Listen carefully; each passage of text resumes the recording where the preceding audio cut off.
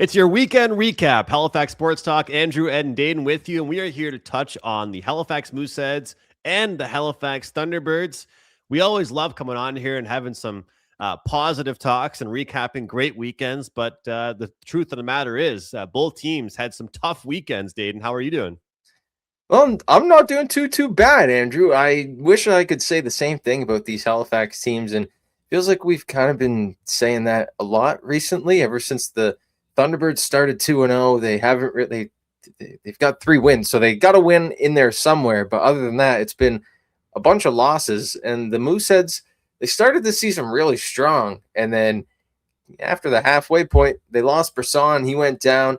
There's a couple of losses in there. He came back unexpectedly this weekend, and they were lucky enough to go 0-2, but they did take a point from one of the teams, so it's an all right weekend if you ask me, but it's tough. It's so tough. The longevity is what has really stood out to me the most with this Halifax Mooseheads team. The season, the spot we are in the season, as I talked about it a lot here in the later part of January now, when things start to get a little bit tiresome. The depth players have to be the ones to step up the most, and the schedule starts to get really, really gruesome. And I think that's been a really big part of it.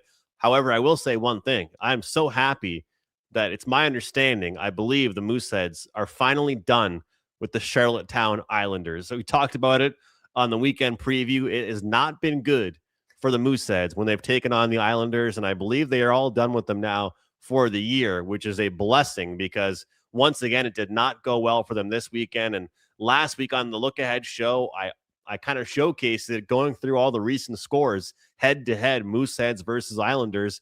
We talked about it with Saskatchewan and the Thunderbirds, how sometimes a certain team just has your number. Well, in the QMJHL right now, it's the Charlottetown Islanders having the number of the Halifax Mooseheads. Maybe it's the style of play. Maybe it's the age gap. Who knows what it really is, but I'm definitely happy they are done with the Islanders. Overall, though, I will say it was a competitive weekend for them. I'll give them that. They were relatively in both games. I know it got away from them in the second one, but that loss against Chicoutimi, we will tip our cap. It was a real solid effort from them.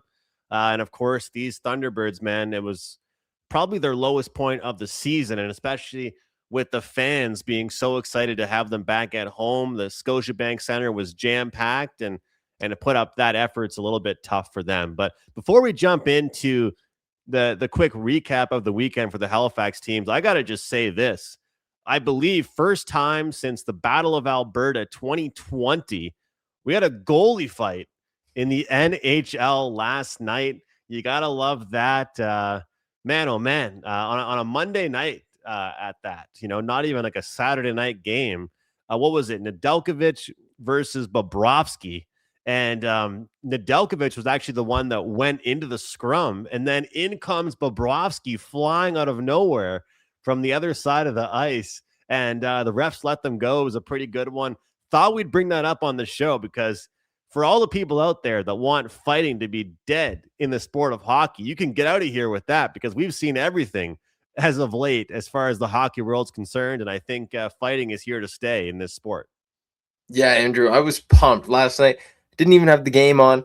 Got a text on my group chat, one of the group chats I'm in. It said Nedeljkovic and Bob going at it right now. And I kind of had to do a double take. I was like, Nedeljkovic and Bob? Whoa, that's a goalie fight. So I threw it on the TV real quick. It's not very often I tune into a San Jose versus Florida game, but I was able to watch the rest of the game, and it had me really locked in pretty much the rest of the game. Like Andrew said, you don't get goalie fights that often. The last one, it makes me think of that one from, was it Peter Budaj and Marc-Andre Fleury? Andrew, I don't know if you remember this, but Marc-Andre Fleury was going back to the room, and they were interviewing him, and he was like, man, I don't know, but I heard Budaj does like jiu-jitsu or like taekwondo or something, and he had like a black belt or something, and Fleury was like, oh, it's a good thing I didn't go down and fight him. Well, Bennington tried to fight with Flower, I think, last year. They were going to go, and the refs didn't allow it. But I think that Bobrovsky came in so hot that they had no choice but to let the guys go. And I got to say that the benches both loved it. The game was in Florida. The crowd was on their feet. Florida did lose the game, and that was Tkachuk's season debut. Wasn't really the best game for the Panthers overall, but the Panthers fans loved it. And I'll tell you what, looking at the bench, looking at Celebrini and Will Smith and all the young guys, and you got the older guys as well, just absolutely fired up over it.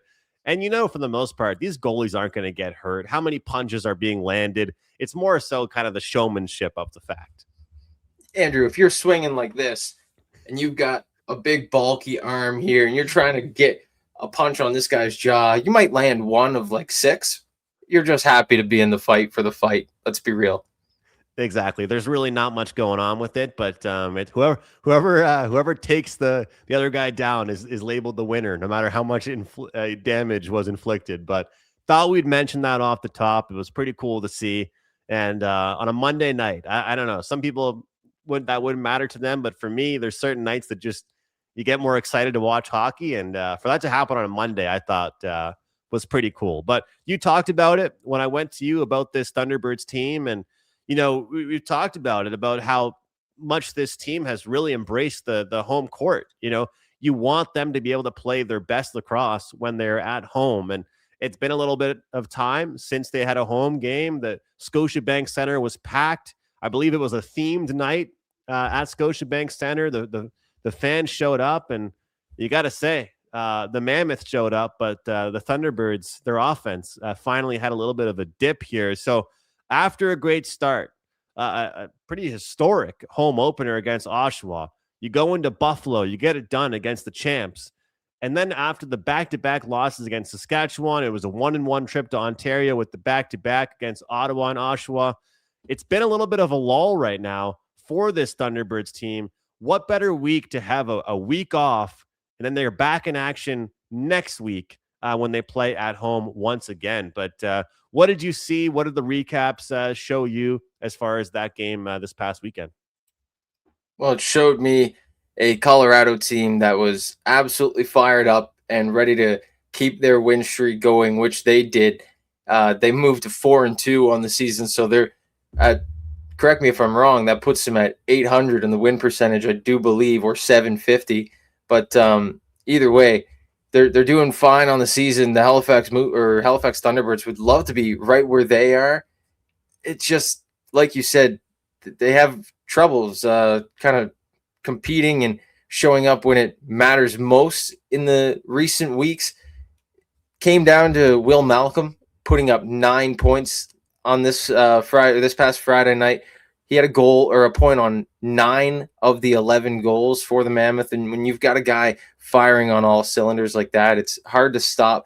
They were also out. Like, I tuned into the first period or the first quarter of the game because my buddy was doing the reporting for TSN, and it was 0-0 going down to that final few seconds of that first quarter. Halifax did take, I shouldn't say a bad penalty, but they did take a penalty, which led to the first Mammoth goal. It kind of snowballed from there, and the Mammoth were just kind of off to the races. The Thunderbirds didn't really have anything to get back at them. And you mentioned it was a theme night. The next game is also a theme night. It's country night. So giddy up. Let's go, and maybe the Thunderbirds can pull out another win here and get back closer to 500 as they now sit 3-4 on the season. Well, if you ask any coach, what would you rather, have a slow start and then pick it up, or have a great start and then slow down? I think every coach would tell you they'd rather see progression, not regression, and that's kind of what we've seen right now from this Birds team. So that's a little bit of a concern.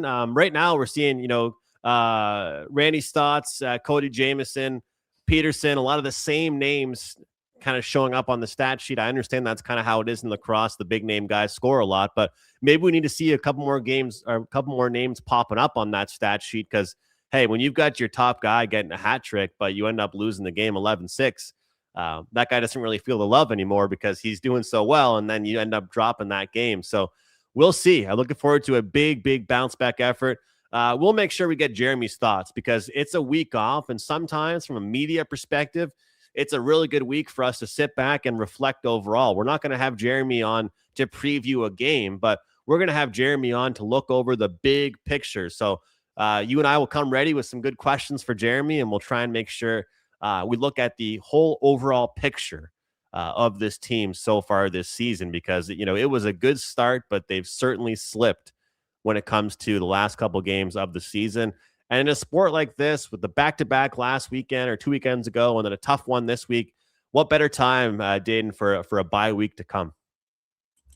Yeah, it's definitely going to be good for the fans to go reset, the players to go reset, the coaches to go back to the locker room, draw something up. Maybe that's all they need. It's just a week off. We saw that's kind of how it was earlier in the season when they were able to rattle off those 2 straight wins. That did come 4 weeks into the season. You remember the Thunderbirds didn't actually play in the opening week. They had a week off. Then they played Oshawa. They won 11-2. They had a week off, and then they played another game, and they were 2-0. So that was the great start for them, but it might have been thanks to all that rest they were getting, and they've got another week of rest here before they go back and play Georgia. So maybe that'll help them in the long run.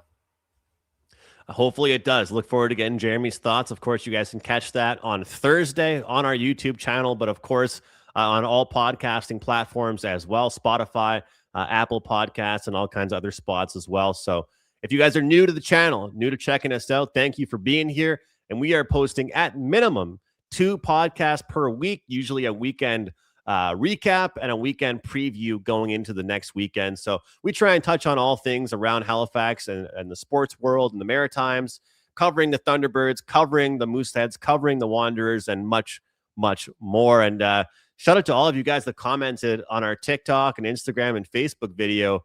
A lot of views there, a lot of comments. And we asked you, hey, if we got a PWHL team, what would you name it? And we got a lot of great comments from you guys. And Dayton had a great idea that maybe on our next show we'll go over what some of the comments were, and we'll get you guys to vote on what some of the best answers were, and we'll see. But hey, it's really nice when you can ask, hey, what do you guys think of something? And all of you guys really came through and answered for us, so that was awesome to see.